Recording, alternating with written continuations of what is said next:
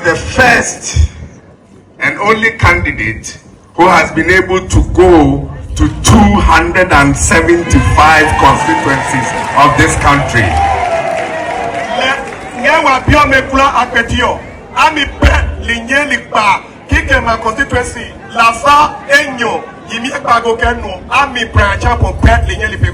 And this is the first time I am running for president.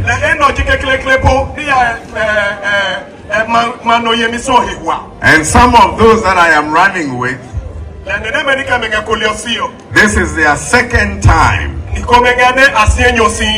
But in a race to campaign around the country, I am the only one that have been able to finish in record time.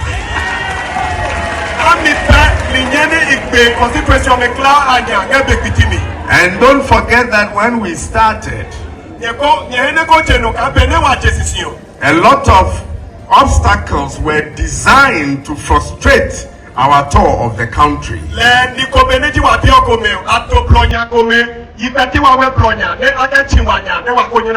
But God works in mysterious ways.